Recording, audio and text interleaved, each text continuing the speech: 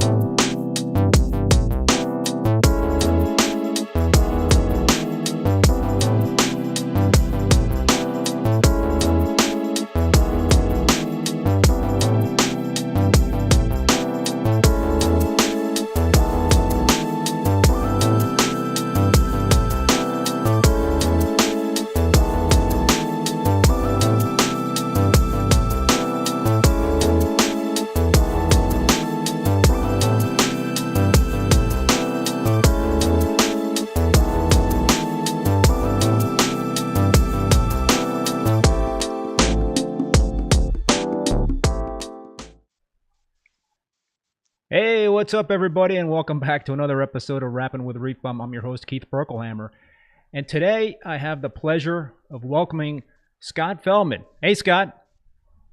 Hey there. Good. How are you? Scott is the Chief Tint Officer of Tannin Aquatics, and many of you may remember Scott as a reef-keeping guru / authority, and one of the co-owners, actually, of Unique Corals. Well, a few years ago, he left to start his own freshwater aquarium business called Tannin Aquatics. And I'm going to let you, Scott, explain what Tannin is all about. But Sure. We're going to talk about Tannin, but we're also going to talk a lot about Reef Tank stuff and some of the philosophies and approaches of freshwater and this botanical style aquarium that Scott is doing with Tannin. There are some crossovers with the reef aquarium hobby, so we're going to talk about all that stuff. Anyway, Scott has written a number of articles for the reef keeping hobby, blogged about it, has his own forum, had his own forum on Reef to Reef. I think you don't have that anymore, do you? Yeah. Don't do that anymore. Contributed articles for reef builders, has spoken at reef clubs and conferences all over the world, including MACNAs, Reefstocks, and Reefapaloozas.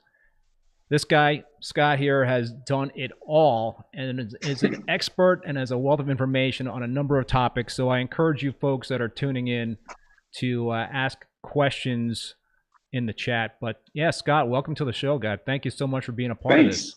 No, this is great. I was telling you when we first touched base on this, this is the first reef-based show that I've done in probably a couple of years. I did a reef talk for a club last year, but it's nice to be, talking to the reef community as well.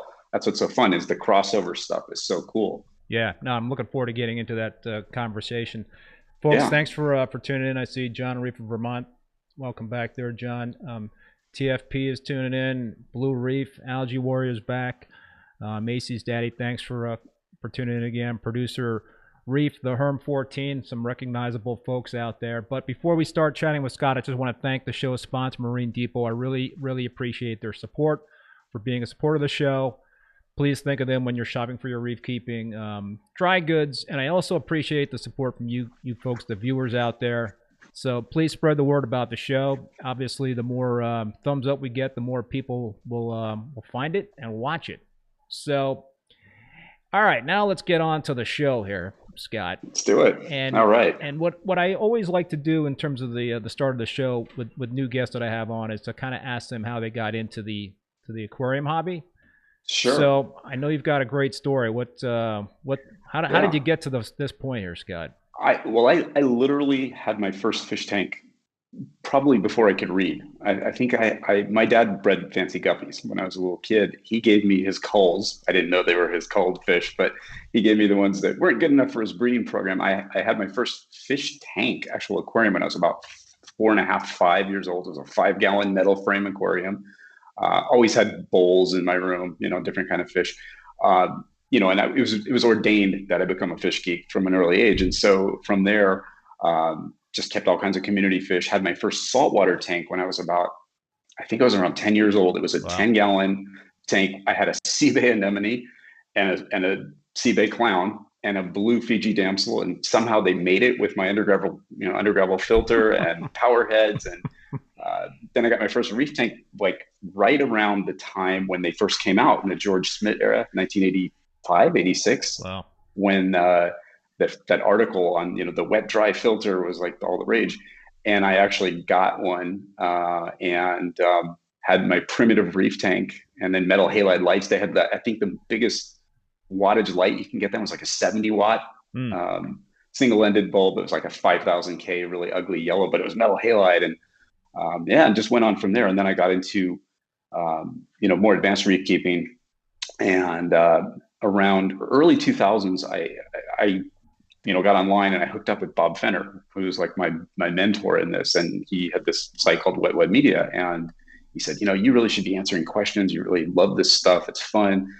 And I said, okay, let's do this. And I started working with him. And then I remember Anthony Calfo was there. And Anthony said, you really need to start talking at clubs. So him and Bob would send me out to speak at clubs around the country. And I sort of got my feet wet. And then MACNA in Pittsburgh happened in 2005, I think it was. And that was my first opportunity to speak on reef keeping. I talked about aquascaping, and that's where you come into the picture. You may not remember this, but I literally have a picture of one of your tanks. It was like an acro tank that you had. Yeah. And it was prominent. I think it was the opening title shot on my presentation. It was called Aquascaping for the Aesthetically Challenged. And yours was an example of a really well done reef tank. And everybody's like, I know ReefBum, so that was kind of funny. And then from there, I spoke at, I think 7 MACNAs, and just you kind of get into that system where you get around the country and around the world, and they start. It was kind of the lifestyle. It was fun. I mean, every month I was traveling to clubs and seeing that group of people that are speaking along the road. You made a lot of good friends. Then I ended up getting an offer from a company in Connecticut, of all places, to work with their custom installation department. They had real high-end aquariums, and it was a really tough decision. What company? House of Fins in Greenwich, Connecticut. And it was really that used to tough. be one of my local LFS. Oh, okay. Rob Ray, yeah, great guy, great people, and it was hard to move from Los Angeles. I was like, woo, this is tough. But I took that invite and plunged into the commercial side, and I was just incredibly homesick though, and I was looking for any opportunity. And again, going to these clubs, ironically enough, I went back to Reefapalooza in SoCal, and I met Joe Caprata, who owns Manhattan Aquariums, who also had this company called Unique Corals that he wanted to restart. He hadn't done it in a while. He said, I'm moving to Los Angeles. I said, well, I'm living on the East Coast, but I want to go home. And so we did that. And we kind of got together and launched the rebirth of that company. And it was just an incredible time. For me, it was a big learning curve because I'm not specifically a coral guy per se.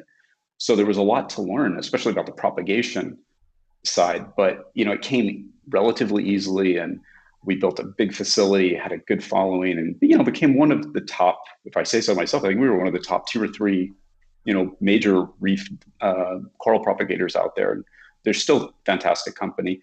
And it was just a lot of fun. And then a couple of years of doing that, I realized I got this itch in me to go back to the freshwater roots. Don't ask me why, but I think I was always playing with certain types of aquariums when I was a kid, throwing leaves and twigs and stuff into tanks. And there's something organic and natural. And I think the reef hobby was getting very technical at the time. This was around 2012.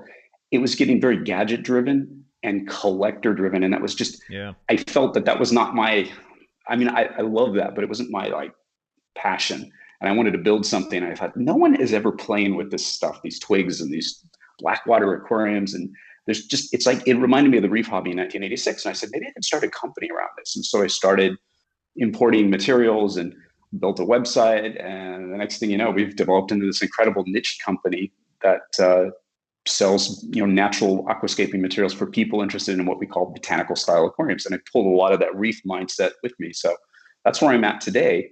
But I'm always have one hand in the reef community, so it's a lot of fun to kind of cross back over.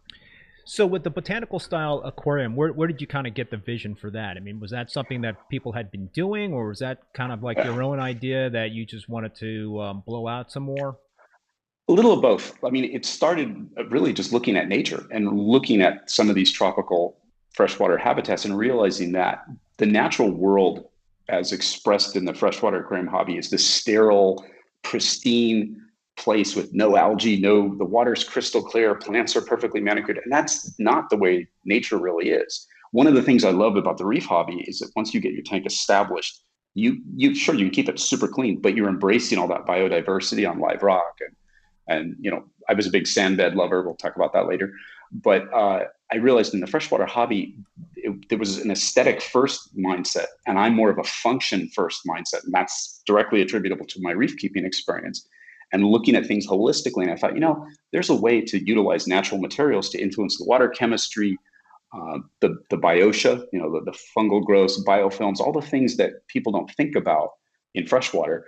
And it makes an incredibly functional, beautiful, different aesthetic aquarium. And so I started playing with that and blowing it up as much as I could. And now we've got this global following of people that are into the same thing. I didn't invent the idea. I think I elevated it. I mean, people always played with Blackwater aquariums, which is water that has tannins in it, which is where I got my name, my company from. But it was more the idea of elevating this to a science. Let's so you sent me a link to a video, and I think that the good thing is, let me this is probably an appropriate time to play that video so folks can kind of get an idea what tannin and these botanical style aquariums are all about. So let me roll that clip, and I think it's only a couple of minutes long. I think it's like a minute or two. A minute or two long, and then we'll come back and we'll talk about it. Absolutely.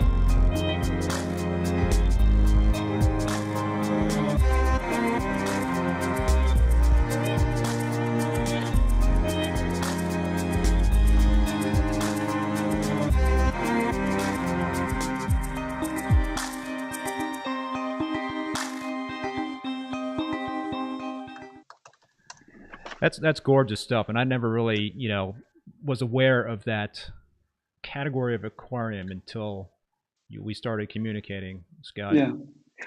Well, the interesting thing about so-called Blackwater is a big majority of the freshwater environments of the world have this tint to them because they are influenced by soils, botanical materials like leaves and twigs and so forth, and then branches and stuff. So very similar to the reef environments where the land and the water are interconnected, but in different ways. And I've done a lot of playing with brackish lately. And that's when I'm fascinated by brackish because it's an interesting interplay of saltwater and freshwater. And you'll get some of the reef animals coming into these brackish zones and migrating back out to sea. And they're very fertile, they're very rich. They're anything but what we'd see a reef tank as. They're a little dirty, a little muddy. Mm-hmm. I think that's a fascinating habitat. Yeah. So talk to us about the purpose of the leaves, the rocks, the wood in the tank. What do they serve anything besides aesthetics, or do they actually provide nutrients? Absolutely. What they do, the purpose of the leaves in any botanical material is to decompose. It's to provide, not only do they impart tannins, humic substances, which are found in salt water, by the way, and other compounds into the water, but they, as they break up, they're being broken up by fungal growth. They're being broken up by bacterial biofilms, small crustaceans, a whole community of benthic life forms that serve to not only process nutrients like they do in a reef tank, but they serve as a supplemental food source for the fishes. And it's a much more natural, holistic biology first system. And it's a way of looking at an aquarium as not just a display, but as a little microhabitat, which is how I think, I mean, I'll ask you, don't most reefers still kind of look at it that way? You're creating a habitat as opposed to a display. Right, it's a little mini, ecosystem that you got going on there, and yeah, it's your little slice of whatever, right? So exactly, and that's what I was always fascinated by in reef world. Is I still am a big fan of the idea of a refugium. I still love deep sand beds, biology versus just a sterile bare bottom tank, and I find that a very, very interesting topic, in the reef world. So are these tanks more difficult to keep than a standard planted freshwater aquarium tank? Or are they about on the same level? They're actually probably about as easy to keep as you can imagine. The difference is the mindset. The hardest thing that I've ran into over the years in getting people to play with this stuff was to make those mental shifts to understand that you're embracing function over just the form. You can make the tank look beautiful, but the idea is to embrace things like algae, decomposition, biofilms, even detritus. These are all fuel for biological activity. So the hard part is to keep your hands out and not want to siphon out every little bit and piece of everything that's breaking down. That's what you want. And very much like my reef tanks, I was hands-on reefer. I'm always scraping algae and so forth, but I always felt that some of that detritus, some of that growth on the live rock is kind of important. And you start taking that out, you're not only taking out nutrient, you're also taking out somebody's food source. So I think everything's interrelated. And that's a very important thing. So as far as easy to maintain, absolutely. Anybody that keeps a reef tank can easily be a fantastic botanical style aquarist. In fact, they'll find it really interesting.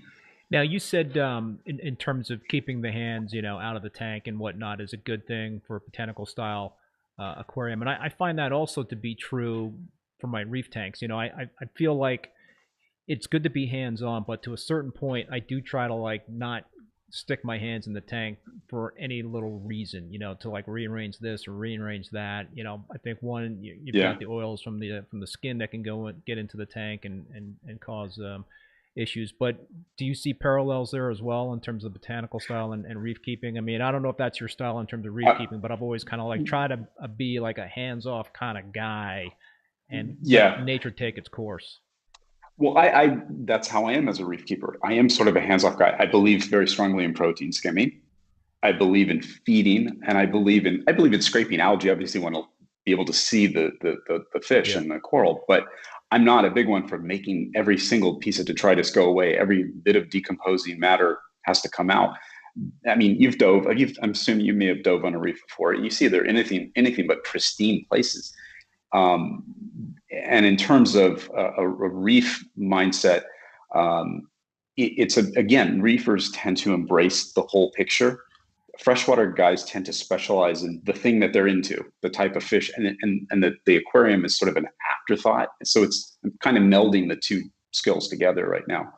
And in reef keeping, to me, one of the biggest lesson I learned from running a coral propagation facility was we kept our facility, our raceways, the coral growing raceways, too clean. That was the biggest problem. Early on, we had these big 30-foot long raceways, and water quality was amazing, pristine. You can give birth in there. I mean, it was clean.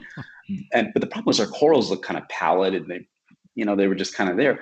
It was only when we started feeding the heck out of these tanks and letting a little bit of detritus develop that things like chalices and some of the montes and acros really started coloring up. And when you get into LPS corals, they need that nutrient. We were probably starving them. And the thing that I learned early on in my reef keeping career is I was keeping my tanks too clean, too much hands-on. I was going to ask, what's your definition of too clean in terms of nutrients like phosphates and nitrates? What would you say is a level that you like to maintain for a reef tank to? I do like them low. I mean, I do like phosphates 0.5. You know, I don't want barely detectable is fine. I'm not saying that I want a lot of phosphate, but I wouldn't go crazy if my phosphates were, you know, above 0.5, something, you know, 0.5, something's going up. Unless you look at the algae, I look at the big picture.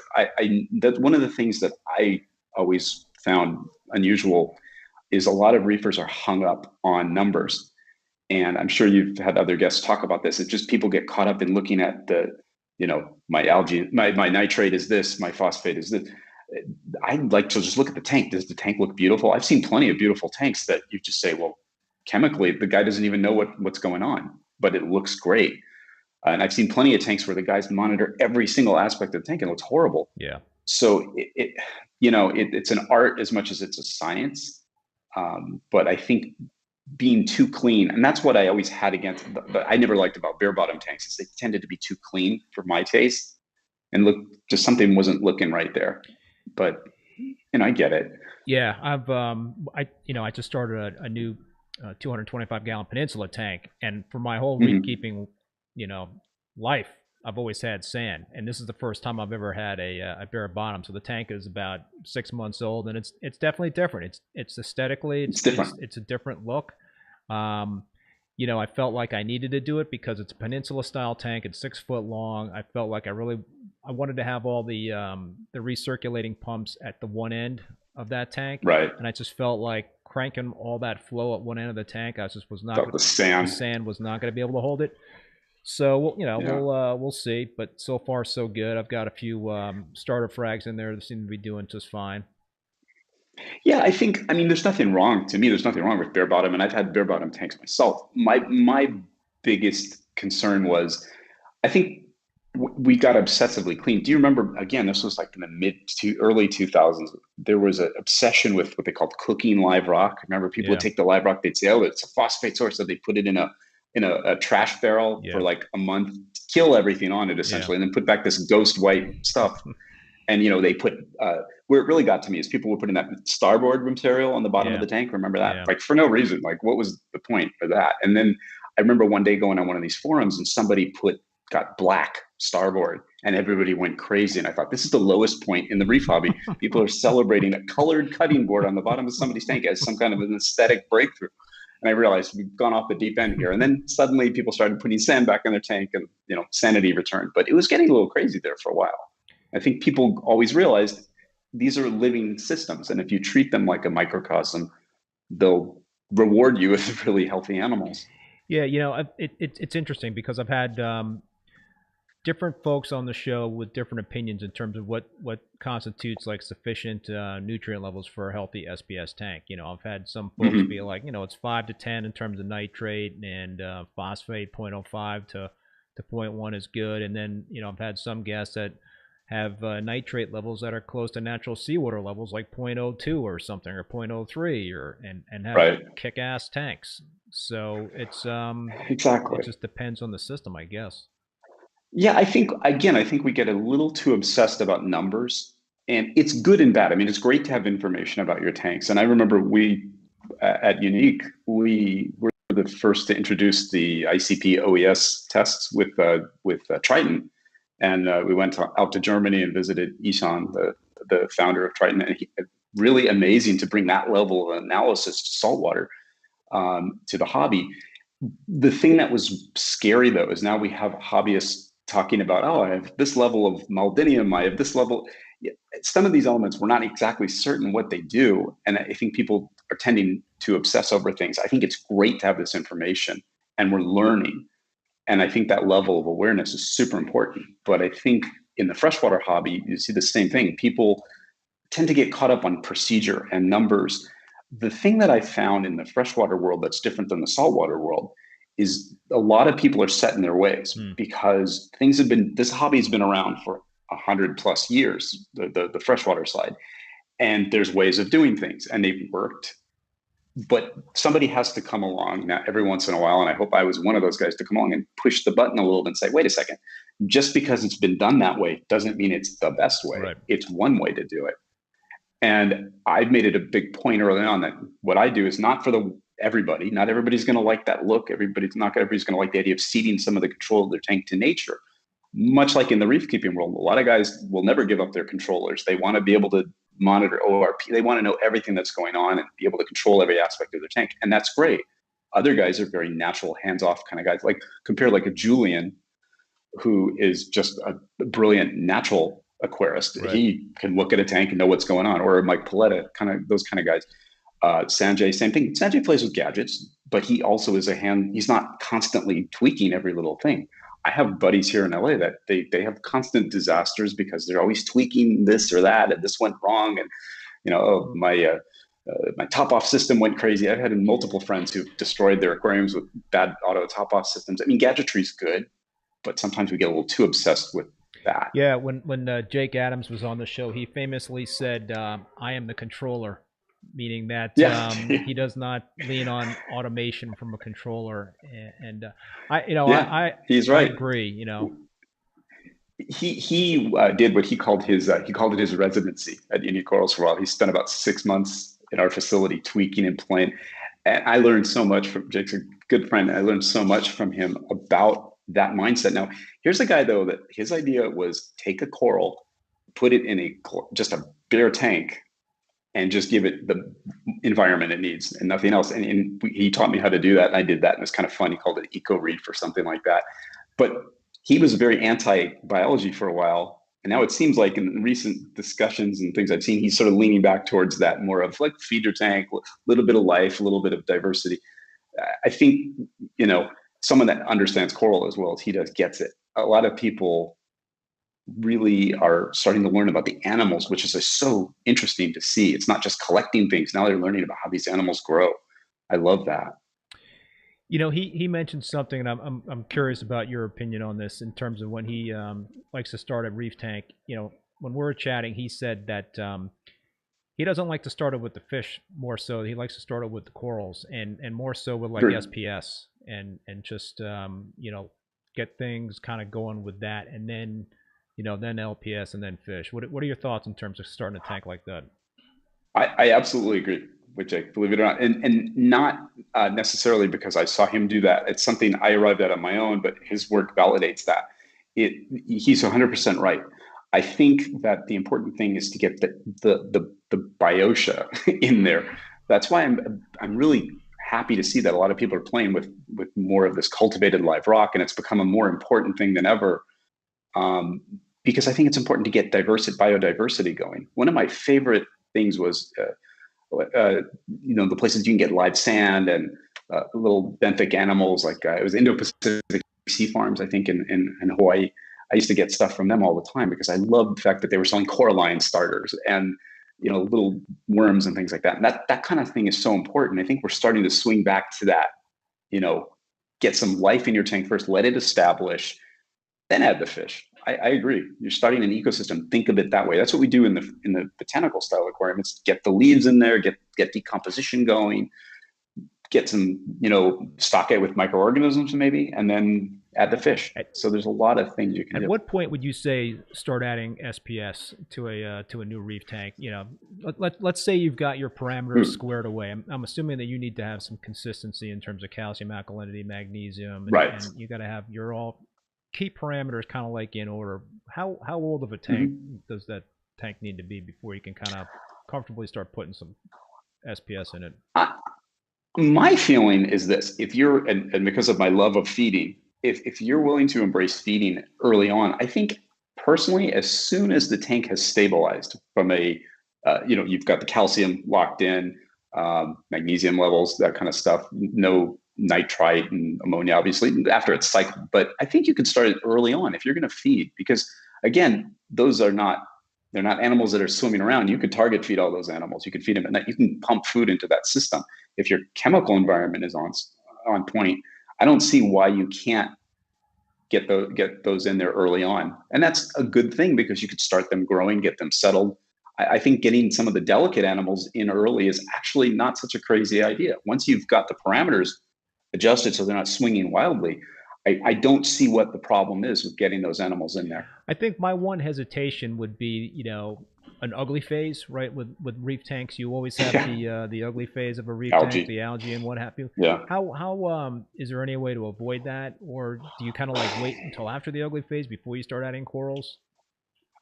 That's a good question. I mean, I think, again, the faster you get the corals growing, the faster you get through the ugly phase. Because again, if you're feeding, it's not just the corals that are feeding, it's the other life forms. The other life forms are going to outcompete the corals for the available nutrients. Once you get coralline growing, once you get, I think, yes, your corals can get smothered in algae if you get a little too crazy, and you might want to do some manually removing it. But I think the thing that I've learned in both reef keeping and in freshwater is to push through.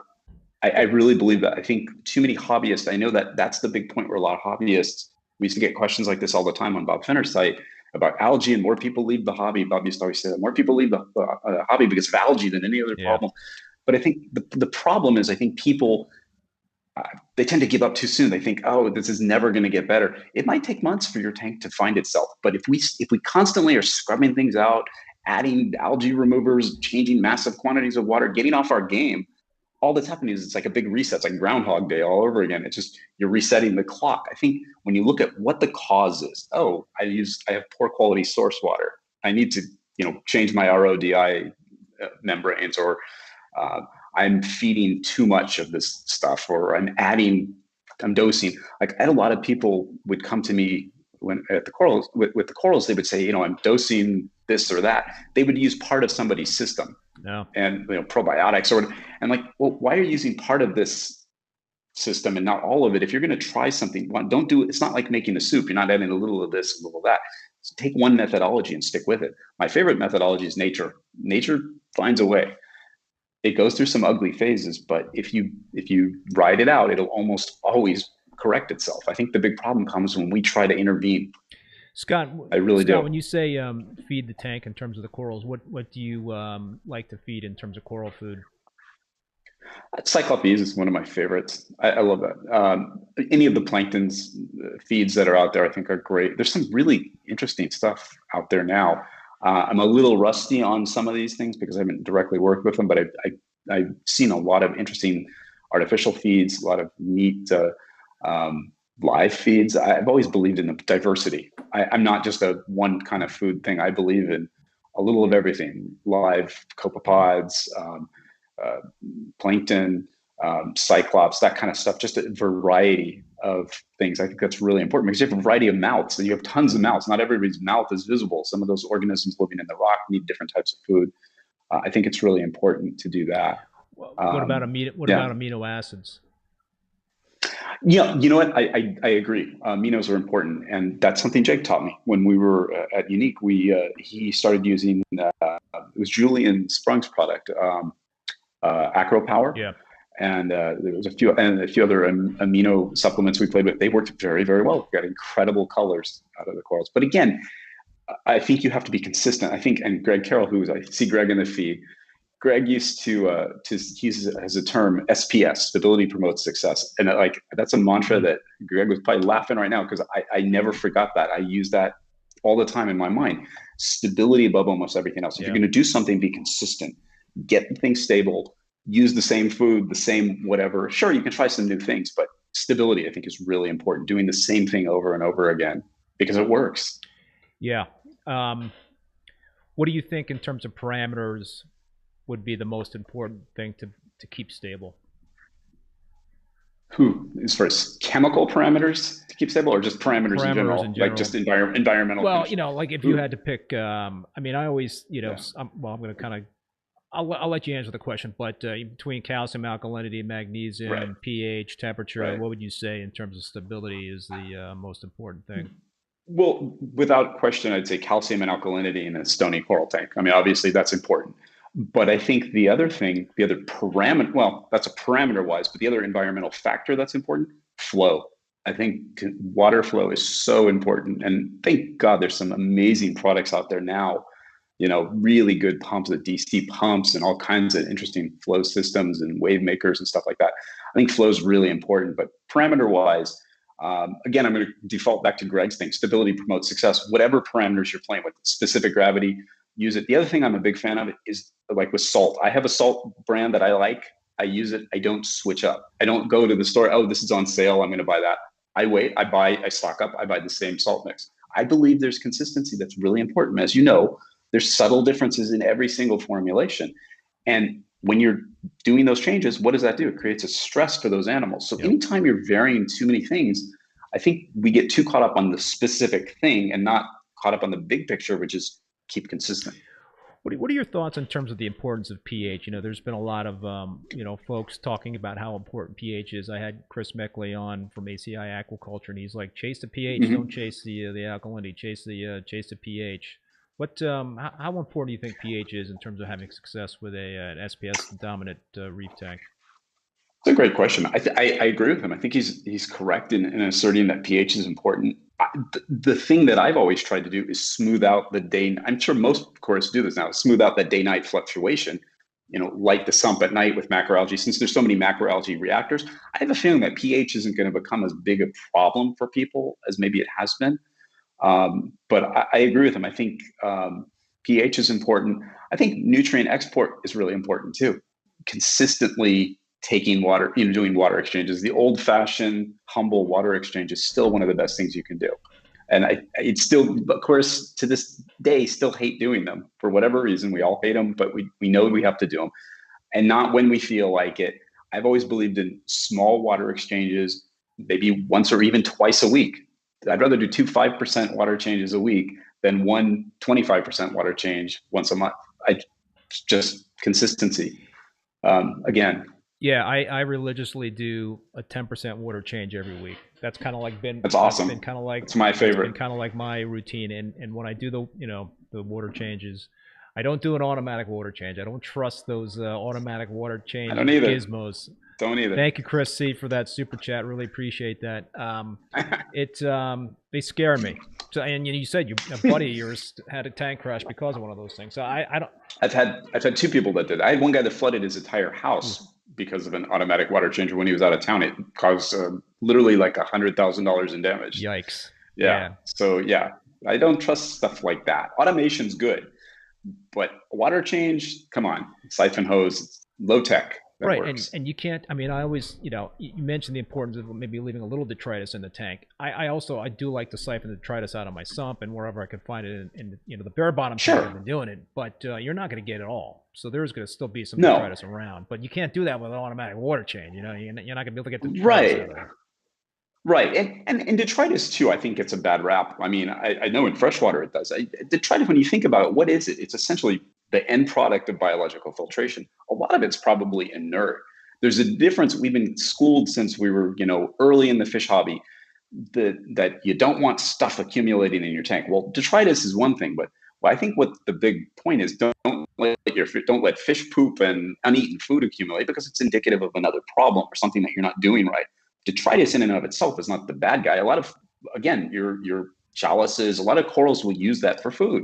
If you do gut content analysis on a lot of fishes, both freshwater and marine, detritus is an important part of almost everybody's diet, not just tangs, and just about every fish, there's some detritus in there. So to get every single bit is impossible, but I agree. You want to get some of it. You don't want to smother corals and stuff like that. But yeah, that's important. So Greg is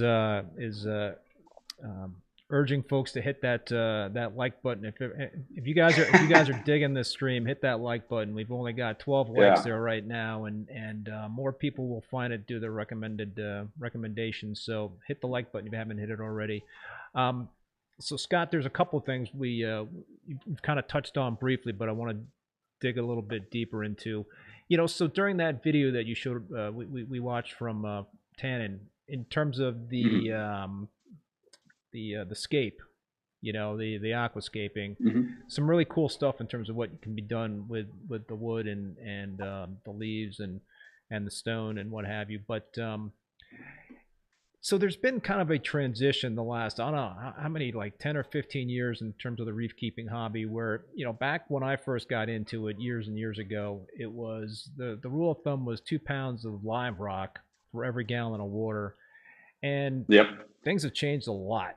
So now it's all minimalist in terms of the aquascaping. What are your thoughts in terms of, obviously there's been a big transition away from live rock to the dry rock, and it's allowed people to do a lot of really pretty awesome looking things, but is it practical? And yeah, so yeah, well, curious about your thoughts on that.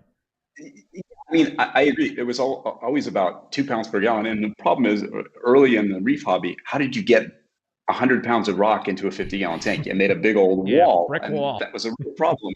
Yeah, brick wall, and circulation was a problem. And yet, if a power head went out of commission, it was abandoned in place because you couldn't get to it.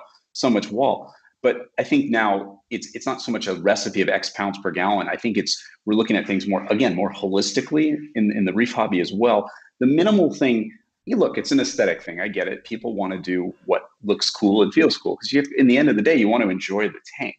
But I think if we take a biology kind of first mindset and apply that to everything, even aquascaping, you get a different outcome.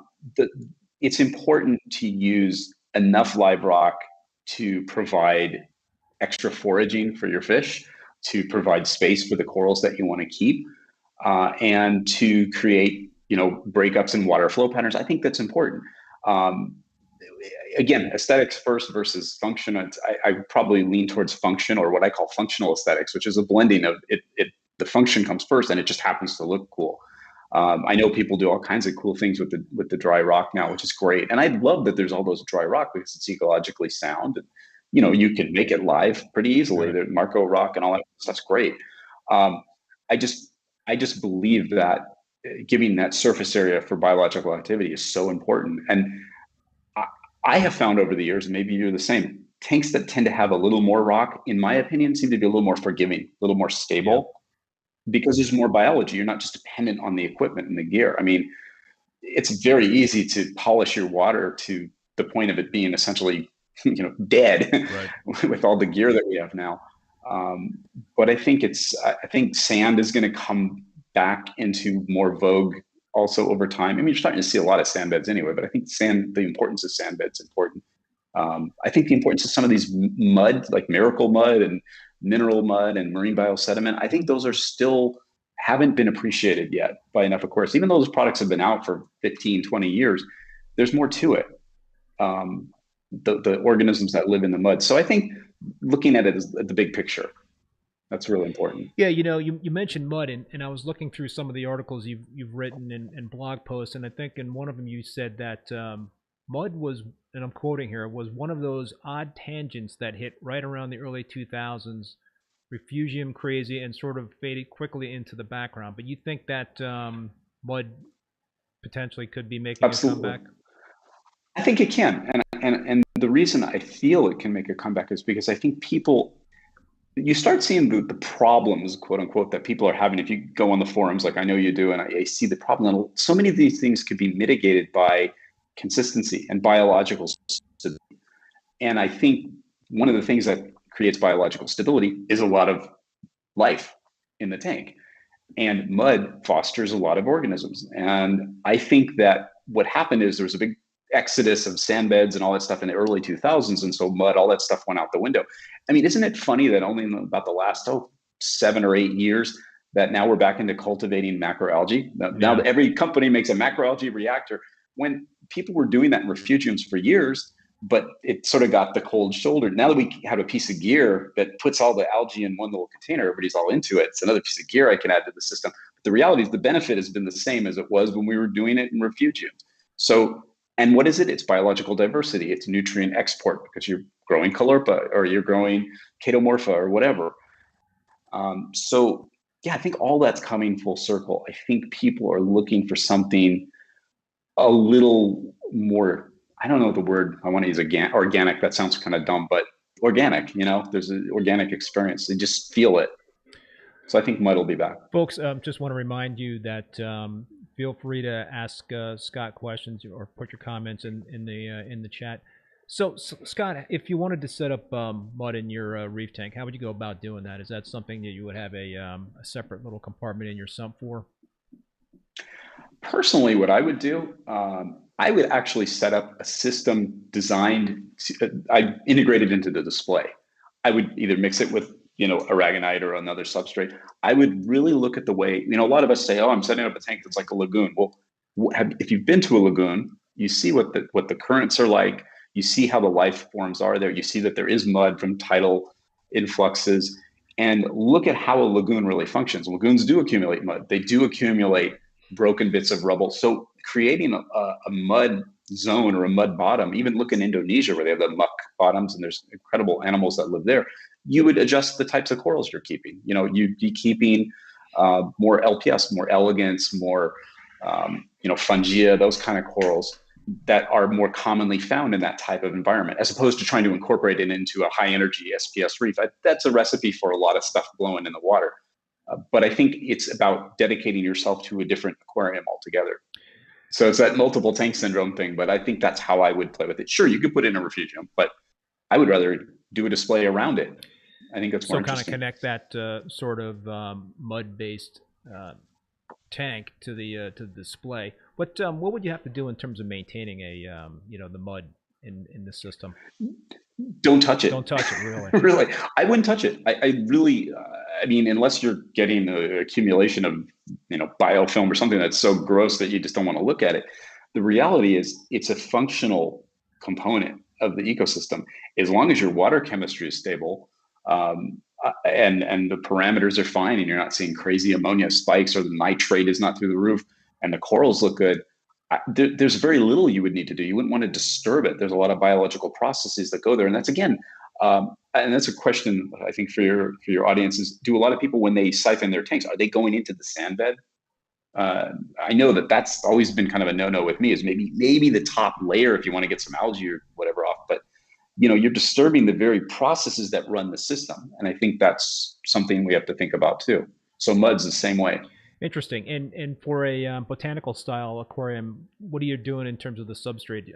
Are you taking care of that at all? Are you siphoning anything out of there, or is it similar type of thing? Yeah, good. Similar type of approach, because what happens with botanical type aquariums, I've done aquariums where this whole substrate is leaf litter. And as it breaks down, it forms a sort of an organic detritus. You put some twigs down there or whatever. It becomes the operating system of the aquarium. That's where the biological activity takes place, the denitrification, the supplemental food production. And I believe that same thing goes in the reef tank. I think a rubble bottom would be an incredible aquarium, a reef tank, just entirely consisting of like that, like the branch, the branching, Parides block or whatever, and just smashed up pieces of rubble. I think that's amazing, because the life forms that you grow there would be remarkable. Your wrasses would go crazy. Pseudochromis would love it. Your angels and tangs would love it. And your corals would grow over it. So I think rubble is really another one of those things we can do. And you can run hot, you can make it as high energy as you want with rubble. There's no sand blowing around. So I think alternative substrates is a cool thing. That's something I would play with. And in fact, my next reef tank will maybe be something like that too. All right, so you brought it up. Now you're considering starting a new reef tank. What is that gonna look like?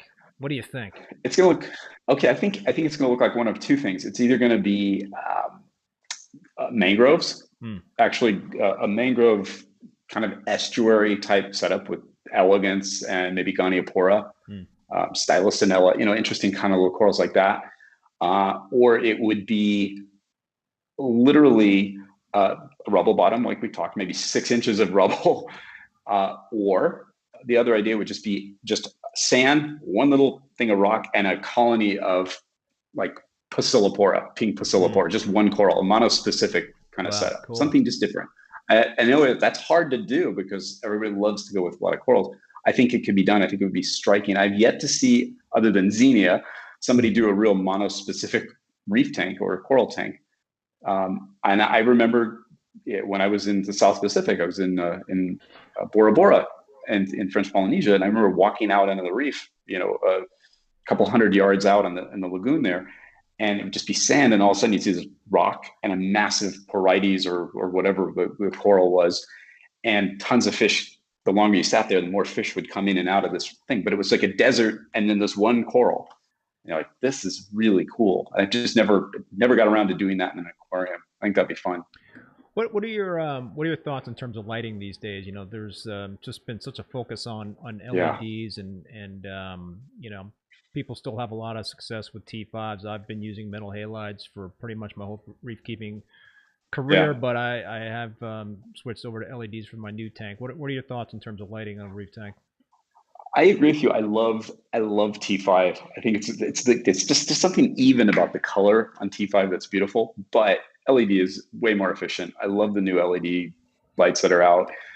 The ability to control is really important. I think the one thing that's a little crazy is there's so many options that I think people tend to get a little bit crazy with it. And I think that's one thing that it's nice to see manufacturers coming out with default settings, or at least types of settings. I think that's super important. And I'm happy to see these connected, companies like, Ecotech and, Apex and so forth, when they're talking about lighting, being able to actually download actual information from, say, an environment in the South Pacific and replicate what that lighting profile is and program that into your lighting system. That would be an interesting new step, real-time satellite update on the lighting. So if the clouds are passing over, it starts dimming. That's cool. I don't see why that is not possible nowadays. Everybody's reefs are so connected, but I think that's it's about how we utilize lighting. My favorite lighting of all time, double-ended, 250-watt double-ended halides. I love those. The 20,000 K. It's great. Halides are so easy, man. And you just plug them in, you light them up, and you don't have to worry about these LEDs. You got all these 9 different channels, the spectrum and the intensity, and I mean, geez, you could just play and play and play. And I think that's what my understanding is that that's where people can really get into trouble. Tweaking. Well, I think so. I think that's the problem. Again, it's the best of times and it's the worst of times. We have this amazing technology. The problem is, I think as a course, we feel obligated to try every single aspect of it. And I just think that sometimes we overcomplicate that. It becomes a hobby in and of itself. And we have people that are so into their lights and their pumps, which is great because we need those people. But you lose sight of the fact that the idea is it's to power the life in your aquarium. And you see the same thing happening in the freshwater world too, is people are getting they're discovering LED lights now 14 years after we've been, perfecting them. And it's, LEDs are amazing. And they're running into the same problems. What do I program? There's too many channels. Unfortunately, we've brought the technology out, which is great, but we've made it so complicated that I think people need to learn to just settle on something and walk away, and just, okay, I'm going to set, this is the lighting profile I'm going to use, because animals have to adjust every time you tweak the lighting. I mean, that's a real problem. So in terms of some parallels between the two, in terms of the botanical style, freshwater and reef keeping, what would you say are the some of the most obvious parallels that you can draw between those different types of aquariums in terms of keeping them and having success? Yeah, I think that the most obvious is that they are both diverse biological microcosms, and by taking care of the microcosm, all the life forms, the fungal growth, the bacteria, the biofilms, all the things in a botanical style aquarium, you're taking care of the entire aquarium. Just like in a reef tank, if you're taking care of the sand bed, you're feeding, so the organisms within the live rock are getting food and the coral fish are happy. It's a holistic kind of approach. And I think that is, to me, very exciting to see in the reef hobby, is that it's, in coming back and forth between the two, I'm seeing, wow, there's more of an awareness of that. And it's really great to see that. It's interesting because when I first started keeping aquariums, I started out in the freshwater, keeping a freshwater tank, and it was like a couple of goldfish in a 2-gallon tank. I grew up, my father kept fish only saltwater tanks, so that kind of put the bug in my head early on. But then I graduated to planted freshwater aquariums, and I kind of found that to be hard. I really did. It was hard. I didn't use CO2, for the plants, and I really, really wanted to create an environment where I had a natural environment, not plastic plants. And so it was, I got a lot of joy out of it, but it was a little bit frustrating to me. And I thought maybe it was because I wasn't using the CO2. CO2. I think personally, I'm not a big fan of freshwater planted tanks, because it's what's happened is it's turned into this high tech sort of thing, and the joy is not there for me. But if you can keep a reef tank, you would kill it in a planted aquarium tank. You do great because you're familiar with the idea of lighting, CO2 injection technology. But there's lots of methodologies, just like there are in reef keeping. There's a lot of methodologies to freshwater tank. There's dirted freshwater tanks that are actually using terrestrial soil and growing plants. So there's a lot of room for technique, just like there is in the reef keeping world. I think the crossover potential between the two hobbies has never become more obvious to me than in the last few years, realizing that it's all a challenge. And the interesting frontier to me in freshwater is to replicate as closely as possible the form and the function of these niche habitats, very acidic habitats, mucky habitats, whatever. It's the same in reef keeping. We've got all this great data in reef keeping. And so I'd love to see more people playing with that. It just, I don't want to say an outsider, but as someone who's been, sort of on the outside of the reef world in recent years, the thing I see when I look from the other side of the fence sometimes is we're still doing a lot of the same things and having the same problems. And I don't know if it's because new people came into the game or people are too caught up in maybe the technology, or some people are only about collecting corals or what it is, but there's the core group of people that are advancing and doing all these cool things. But then there's some people still having these same problems. And it's the same in freshwater. Hobbyists need to feel more free to try new things, I think. What were some of the big challenges that you faced in terms of keeping, a reef tank? And how did you kind of overcome those challenges? And what would be your advice today to somebody that is hitting roadblocks keeping a reef tank? I think we touched on one earlier. I think it's pushing through that ugly, if there is an ugly phase. It's I think the biggest roadblocks in reef keeping, besides the initial intimidation that a lot of people feel. I know, talking to a lot of freshwater people, they're just scared to death of, like, oh my God, test for everything. And it's not getting caught up in the complication. You don't have to have every single gadget. Have a bigger tank than you think you do. Have a good protein skimmer, great circulation, good lighting. Don't get cheap stuff. That's the one thing that in freshwater and in marine, don't skimp on equipment. Get good stuff, the best you can afford. But I think it's mental shifts, not getting worried about my tank where I think it should be. Your tank is on schedule based on what nature wants to do with it. The nitrogen cycle, it took 3 weeks to cycle, weeks versus, it doesn't matter. It'll cycle eventually if you nature do what she does. And I think that's the hardest thing for a lot of hobbyists, because we have all this equipment, particularly in the reef end of the hobby, all this really amazing technology, but that's still, nature will kick your butt if you don't follow her rules. Right. It doesn't matter. Nature doesn't care that you spent $30,000 on equipping your reef tank. Nature cares that you're not trying to beat the nitrite cycle, that kind of thing. So it's about patience and learning, and actually learning. Hobbyists of all levels need to, they need to go to watch your podcast. They need to read more. If you're into something, you need to read more. You need to research. And that's the one thing that's consistently been frustrating to me as a person who gets out there and talks, and it's probably frustrating to you, is basic things. People are jumping to third base without understanding the fundamentals. And it's not that hard, and you should be interested in it if this is your hobby and your passion. And I think so many problems can be overcome by people just understanding the very basics of aquarium keeping, freshwater or marine. What do you, and doing the work. What do you think about misinformation out there? I mean, you had your own forum on Reef to Reef at one point, and sometimes there is bad information that can be communicated on these forums, even in social media. How can people that are new to the hobby or relatively new kind of cut through that and not make some mistakes in terms of taking advice from somebody that might not be the best person to take advice from? I think the important thing is, like with anything, is you go to the major channels, go to a podcast like yours, go read some of the blog, go to Reef Builders, go to reef.org, go to all these different sites and look at the people that are writing consistent articles, the quote unquote well-known people in the reef world. They're that way because they've been doing it right for a very long time.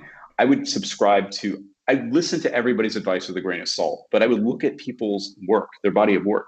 The mindless guy, Reef Guy 26 on, on the forum, you don't know what this guy is. He's just regurgitating. That's a problem with the hobbies. People regurgitate stuff without maybe even having without even having an experience personally. And worse yet, some people regurgitate bad things. Oh, you can't do that. You can't keep this. Somebody was the first guy to keep a coral. Somebody was the first guy to keep pipefish alive. somebody was the first guy to grow Caulerpa. You know, you can't immediately just because one person's giving you negative vibes. That's how come we got into cooking live rock. One guy couldn't keep his tank going in 2003 because he was incompetent, didn't do water changes or whatever. Told you that, oh, all live rock is bad and you have to nuke it and cook it. And that's how crazy tangents start. I think the importance is to read the basics, unambiguously, objective information. Get a good book. There's some really wonderful books out there. The Sprung and Dobik books. Read stuff that Bob Fenner used to write. There's a lot of resources. There's this resource. I mean, the guest list that you've had, just peruse the last year. It's like it's a who's who of guys that really know what they're doing. I got John Delbeek is coming on to the show in a few weeks, so that I'm looking forward to that one. That'll be awesome. Oh yeah. But so Scott, you mentioned what you're talking about here is kind of reminding me of something, another quote that I read about in terms of when you were at Unique Corals, and it was about reef keeping philosophies, and I think while you're at Unique Corals, you talked about the responsibility of being a reef keeper. Yeah. How does that play into the whole equation here in terms of the responsibility of being a reef keeper? Well, I think it goes into the equation in that we have an ethical responsibility to the animals that we keep, and it's important to know that we're not. I guess what the real gist of that particular line was, I would see a lot of people just, it was really cool to buy that expensive fish because I can impress my friends and show them that, look, I got a whatever kind of angelfish or whatever, or I got this really cool acro. And if you don't have the skill to keep it, these are precious resources. We have a responsibility not only to the animals that we keep, we also have a responsibility to the hobby. We have a responsibility to pass on information that is firsthand. Guess what? I failed. There's nothing wrong with going online, showing a picture of your algae-filled tank and saying, guys, I don't know what I'm doing wrong. Here's what I've done. It doesn't matter. This is a very supportive community. And I think social media is wonderful, but I think it's trained us to show only our best side, not the tank that's filled with, algae and brown corals and whatever. I think it's a point that we have to feel comfortable. There's so many supportive people. I mean, you know this. There's just the community in reef keeping is amazing. Yeah. There's always a local guru guy in your community or a club member or something. Take comfort in the fact that there's really great information out there. And the responsibility is for all of us to keep people in the hobby and not spread false information that, oh, this is hard to do. It's really sad, again, spending time in the freshwater world. So many people are convinced that reef keeping is just so hard and so expensive. Yeah, you could spend $100,000 outfitting a reef tank. You could also do it for $500 and have an amazing tank. Yeah. It doesn't matter. Some of the best tanks I ever saw were, small tanks outfitted well and run by somebody that knows what they're doing. So yeah, that's a really important responsibility. We all have that. Yeah, yeah. What do you think in terms of you kind of alluded to this, but I've had other folks say that it's really important to have a mentor. To really find somebody that has just been doing it for a long time, done it right, and kind of like copy him or her. It's a double-edged sword, because sure, I believe we should find people that have objectively good information. That a general consensus is a guy like, oh, Julian knows what he's talking about. Mike Paletta knows what he's talking about. Jake Adams knows what he's talking, people like that. And Greg Carroll, my buddy, knows what he's talking about. You look at people that are successful and they can say, I'm doing this every day. I'm a practicing reefer. But most of these guys will be the first to tell you that, look, this is what works for me. Right. Your mileage may vary. And I think it's so important to understand that there is no one way. I mean, Rich Ross does a great talks about how his tank is the anti-tank. I mean, the parameters are all over the place, but his corals look great. It works for him. He's not going to tell you, oh, just ignore your tank, don't change water. The problem is you get a lot of guys out on social media that will say, I haven't done a water change in 6 months and look how amazing my tank is. That doesn't help. I mean, that's great. You could say, well, here's a case study. I haven't done water changes in 6 months. My tank's doing well. I wouldn't recommend this, but that never follows. It's just in your face. Look, I don't change my water. And I think that's, again, the responsibility of being a reefer too, is we have to be honest about that kind of stuff. There's more than one way to do this, as you know. Oh, for sure. What do you think in terms of, and I've talked about this with other guests, in terms of using natural means versus chemicals to help solve a problem like an algae problem. What are your thoughts on that?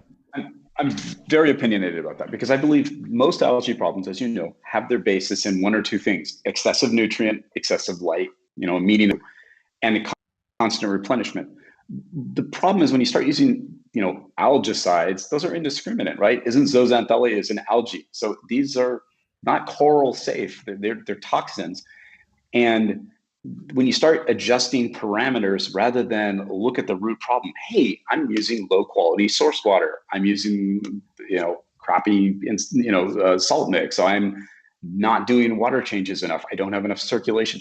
You can almost always trace the root cause of algae, for example, to nutrient excesses, usually not managed correctly or not assimilated by the system. So to me, it's more about common sense, finding the root cause as opposed to a chemical. There are times when I suppose all else fails, there's maybe something you need to tweak or adjust. But I worry sometimes that you think that, everything needs to have a plug and play solution. And sometimes it doesn't. Sometimes you can do, as you know, you can do everything right and still get your butt kicked by nature. Oh yeah, no. It's just, and having that awe of, wow, this works. And other times you could do something almost always wrong and somehow your tank still makes it.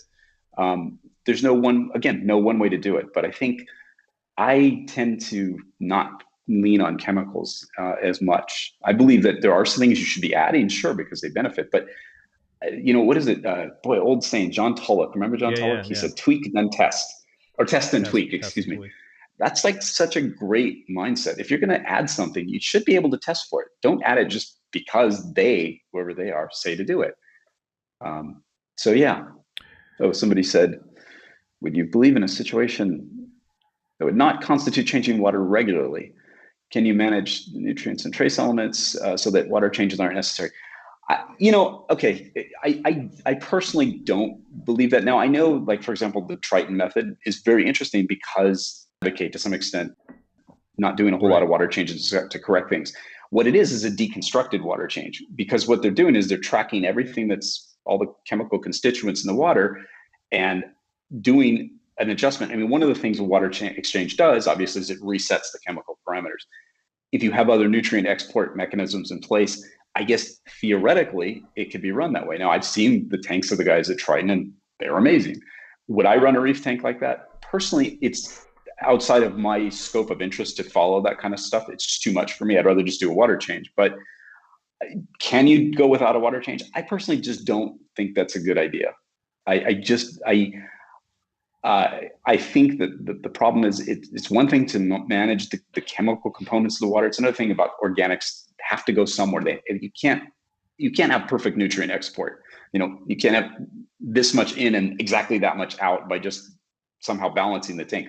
I think that's a myth. I could be wrong. That's my gut feeling. What do you think? I mean, do you have a different opinion on that? I was just thinking in terms of the getting back to the algae, part of it, and then we'll get back to this other part. But I think one thing that I wanted to ask you in terms of the algae stuff that I see a lot of, and I've experienced myself, is that hey, I got a lot of algae in the tank, whether it's cyano or diatoms, whatever it is. Yet I have 0 nitrates and 0 phosphates. So is that all about pretty much the algae absorbing all the nitrates and phosphates, and you're getting a false positive on the test kits due to that? That's a good question. I'm not a chemist, so I couldn't give you a direct answer on that. But here's my theory, and I think it's right. We're testing what's in the water column, right? When you think about it, most of the time when you get these cyano outbreaks, it's in an isolated spot somewhere in the substrate. There's probably a localized source of whatever that algae needs to thrive right in that area, and it's physically growing in that area. I've always believed that, and I've always found that to be true. Inexplicably, you'll always see that one spot in your tank. Maybe it's where the flow just isn't there or something, and that's the place of the algae. I have to believe that there's these little micro habitats within your aquarium. So I agree, you could have clean by aquarium standards water and still have algae breakouts in certain places. And like you said, maybe some of it's bound up in the material, and that's why I do like the idea of multiple nutrient export mechanisms: protein skimmer, water exchanges, macroalgae, refugium or a reactor, activated carbon, just so you have layers of things to fall back on, quality source water. But yeah, that's a tough one because I don't know if there's really a great answer. I don't know if anybody really knows exactly. But you look on a reef. I mean, again, having dove on many reefs, there's tons of algae growing on right up to where the corals are. There's a lot of algae out there. It's not pristine. Again, some of that's in our head. And that's the same thing we've had with this freshwater thing. Is like people have it in their head that everything's pristine and crystal clear because that's the way it's presented to us. But the reality is that real reef is anything but spotless. There's Dictyota, the nastiest of all algae, everywhere. And if you saw that in your reef tank, you'd freak. But it's growing like mad in the wild, and they're perfectly healthy corals. So, we're a closed system. It's different, but yes. And I agree with you in terms of water changes and what have you. I would not be able to manage the Triton method in terms of just being able to dose the traces and to manage parameters that way. Do you think that you're getting sufficient replacement of those trace elements straight up with water changes, or do you think you should be dosing traces on top of water changes? Do you think that's important? I think, again, the problem is we can't test for all of these trace elements. If testing dictates that you have a deficiency, and that's where Triton is super valuable, is you can see what's going on and it's super accurate. So it's a very valuable system for that. But if testing dictates that you have a deficiency in something, by all means, I would dose for it, because it obviously shows that your tank maybe has a greater need for strontium or whatever. And yes, there's a certain amount of strontium in every salt mix, and there's a certain amount of whatever in every salt mix. The corals are going to use that up as they need it, or the animals in the tank are going to use it up as they need it. But if you have a lot of macroalgae, your iodine level is going to go down. Sometimes you do have to dose. Absolutely. You got another question there from Robert Poorman. Asking you to comment on a system with a deep sand bed over a plenum and a refugium with Chaeto as the only export system. It's kind of the classic combination. This is a real question. I like that. Hey, you know what? I would say go for it, because plenums, I never quite understood why you need the complexity of a plenum to create a void space for denitrification when you can just go with a deep sand bed and not have to worry about, going into your plenum and causing problems. So I would probably nix the plenum, even though it works in theory. In a refugium, can you use Chaeto as your only nutrient export system? You could. Would it be the best thing to do? I don't think so, because I think it's potentially problematic in terms of, if you're limited to one nutrient export system, if that system fails, guess what? I believe in redundancies. That's the best thing about a reef tank, protein skimming, all that stuff. So could you do that? I suppose. Would you want to? Probably not. Yeah. Your thoughts on that, Keith? Yeah, I think I've never really been too wrapped up in terms of my sand beds. I've only kept shallow, like 1 or 2 inch sand beds. Maybe it's closer to like 1 inch sand beds. And I've had a natural cleanup crew that has kind of like been doing the work for me in terms of maintaining that sand bed. I've never siphoned the sand beds. I think I always worry about deep sand beds or plenums in terms of how do you maintain those? I guess you leave them alone, but over time, would that become a risk to the tank? Would things within the plenum or the deep sand bed become toxic if you stir them up somehow? I don't know. That I've never ventured into that area. Right. The longest I ever maintained an aquarium with a deep sand bed, and I mean like deeper than like 4 or 5 inches, I think I had a tank set up for about 6.5 years and I had no problems. The only reason I broke it down is because I was moving. But in terms of the sand bed, if you're not, again, it goes back to disturbing systems. When mud or whatever we're talking about, when these things need to be left alone because they're working. And when we start siphoning or getting down there, we could damage the very processes that we're trying to foster. So if you're going to go, but don't disturb it. I agree. I mean, I remember back in the day they used to put like screen in the lower level of the sand bed. Not a bad idea, but I don't think you need to go that radical. And I personally don't think you have to have a deep sand bed to get denitrification. I think it's been proven that with the right diameter sand, and people way smarter than me could talk about it, but I think you can go as low as like a 1/2 inch and still get denitrification. It happens in the very top layers. So it's relative. Do you want a deep sand bed because you like the biodiversity, or are you thinking it's strictly nutrient export? I would rather do just better nutrient export with water exchanges. I think macroalgae refugiums or macroalgae reactors are great. I love those. I'm so glad that that's become a thing now. Yeah, I think macroalgae is really I cool. use the Bellum ARID algae reactor, and it's Mm-hmm. and it's great. Do Those are you great. think that it's necessary to dose nitrates and or iron when you're using one of those algae reactors, or even a refugium? Do you think it's important with macros to dose? Well, I think it gets back to if there's a deficiency of iron or nitrate, then you may have to, or you may have to thin out, harvest more of that macroalgae so it's not killing itself by growing so fast. I suppose one could say if you're dosing this and it's being assimilated by the algae, it's working harder, pulling out other less desirable nutrients. So it can go either way. I don't really have a definitive answer for that. I think it's situation specific. I personally, again, I'm not a big fan of dosing a lot of things, other than say like I said, things that are more food related, or like the aminos. I think that's interesting. Of course, that's sort of, you don't know every single amino that you're dosing. You just know it, you're dosing something. So there's a certain leap of faith you take when you put stuff in your tank if you're not testing specifically for it, but it doesn't mean it's bad. It's just maybe not the way I'd go. And dosing nitrate to me seems counterintuitive, but there's probably a logic to it when you're trying to grow, macroalgae. Right. Circling back to a deep sand bed or plenums and what have you, any concern about old tank syndrome with a sand bed? Ooh, it's funny. I just wrote an article about that in the Freshwater. What exactly constitutes old tank syndrome, in my opinion? Yeah. People say, when I was researching the blog that I wrote, I was reading like, okay, what is old tank syndrome? People say it's, when nitrate starts rising, ammonia, it becomes detectable. Why does that happen? It's not like your tank reaches a certain age and then it just says, it can't go any further. The bacteria go on strike and that's it.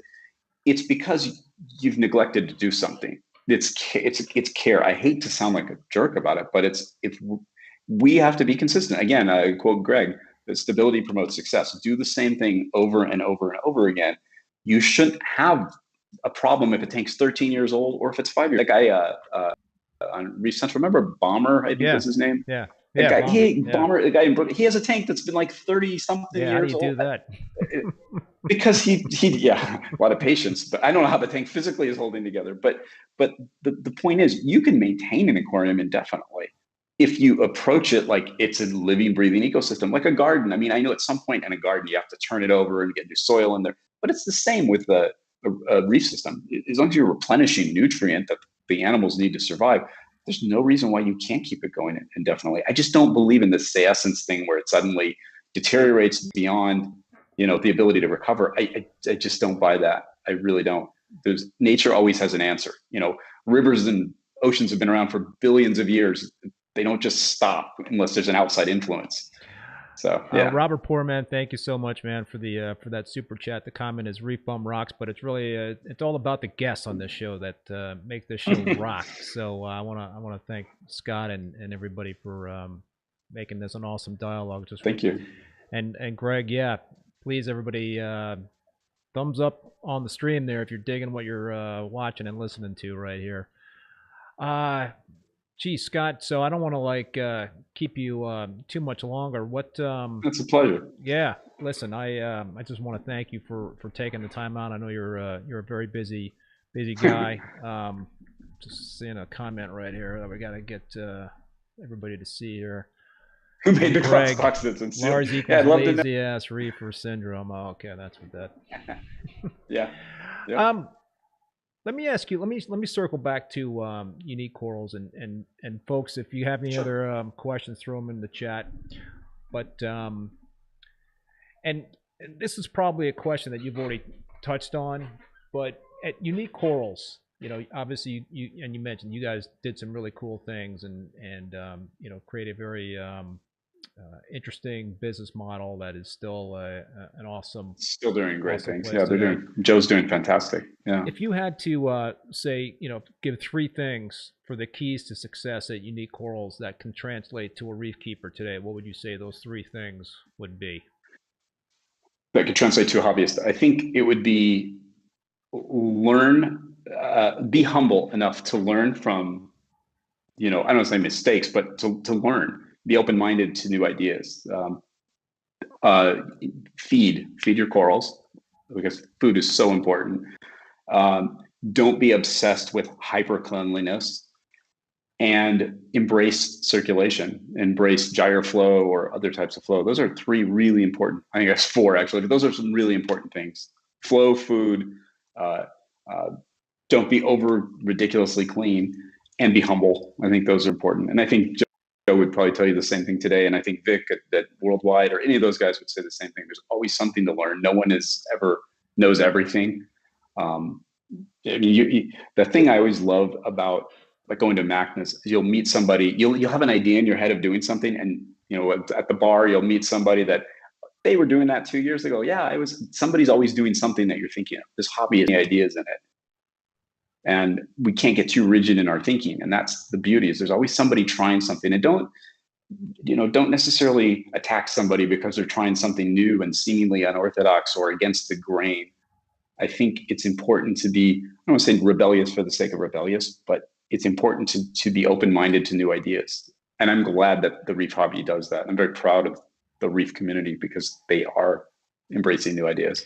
Yeah, no, it's really important to be open to new ideas. Just in talking to a whole bunch of different people on this show, I've learned a lot. I've been in reef keeping for 25 plus years. Maybe it's going close to 30 years or something like that. But an OG reefer, yeah. So I definitely have learned a lot from talking to folks like you and others. And there's no cookie cutter way to run a reef tank. There are so many different ways you can have success, and that's really cool. Yeah, and the technology is just, I think the other thing too is the technology helps us. It shouldn't be a hindrance. It shouldn't be something we feel obligated to do. We should use the technology that we're comfortable with, but we shouldn't be afraid to look at technology as a means to make things more successful. But to overcomplicate things is also a problem. So there's a balance. Seeking a balance is important too. Yeah, I definitely embrace technology, but getting back to the, I'm the controller quote. I like that. I think he's selling T-shirts too, but with that quote. So, Good old seriously, yeah, I believe it. Check it out. Well, he's the ultimate gadgeteer. Yeah. But he's 100% right. He's one of the best. I use the word waterman. That's like a surfing term, but he's one of the best watermen I know. Freshwater, saltwater, incredible, because he does it all. And all the best aquarists I know are like that. They do a little of everything, and they're not locked into one particular thing. They're well versed in a variety of things, and that's cool. Yeah, and the point I was going to make is that. I almost want to call my controller a monitor, because I don't do a lot of controlling with it. I do some, but I think that it's important just to be able to see if there's a red flag that you need to take care of. And I also like the fact that when I'm away on vacation that I can really kind of stay in touch with anything that might be an issue. Well, yeah, the two functions that I think are the best with a controller are controlling the lights, obviously, that's a given, and auto top off. That's a one gadget I do, well-planned auto top off with a definite cutoff, so you don't feel your sump overflowed or whatever. But I think auto top off is a great piece of technology for just about anybody to have. It just, again, it promotes consistency and stability. So that's one technology piece that we should all probably embrace. And there's lots of, you can get a standalone top off system and enjoy that too. Yep, for sure. Yeah. All right, Scott, man, I think we're gonna wrap it up. Any final thoughts today? No, it's just again, what a pleasure to talk reef ideas, and it's kind of fun because to me, we're all aquarium people, no matter what we're keeping, freshwater, saltwater, and we take that mentality on both sides of the fence, and we shouldn't be afraid to cross over. I'm constantly telling freshwater people to come to the reef world and vice versa, because we all learn from each other. And these kinds of programs are great because a lot of discussion and interaction. I think that's super important. And I just thank you for having me as a guest. I appreciate your leap of faith into a guy that sort of left the coral world at the top of his game and is now playing in this weird freshwater thing. So it's kind of fun to talk to you about this that was again, I really appreciate you taking the time, Scott. It was a great discussion. I Pleasure. learned a lot, and I think there are a lot of parallels between the two, and I think definitely folks can benefit by checking one out versus the other, for sure. Absolutely. So anyway, that'll do it for this live stream. Again, thanks to Scott for being a guest. I also want to thank Marine Depot again for being a sponsor and for supporting the show. My next live stream is going to be next Thursday, April 22nd. And guess who's going to be on it? It's going to be Greg Carroll. Greg's going to be on the show again. So I think he might be my first repeat guest. Nice. I had Greg on last June, so the show was we're coming full circle here, having Greg on. Well, I'm sure you're gonna enjoy that one. Yeah, I'm sure we're going to be talking about Greg's new tank and the progress he's been making there, the incredible progress he's been making there, and hopefully he'll share some video for us. I'm giving a little homework assignment there. Talk about a guy that's the real deal reefer. Yeah, Greg is a prototype. He's a legend here in Southern California. But he's a real deal reefer. You're gonna really enjoy it. And really enjoy it. We're also going to be talking about Reefapalooza in Florida, that upcoming show. And I also want to remind you folks, I do have another live coral show coming up on Saturday, April 24th at 3 p.m. So we'll have 20% off on all of my frags, but more about that in the coming up next week. So until then, be safe, be well, and have a good night. Adios. Thanks a lot.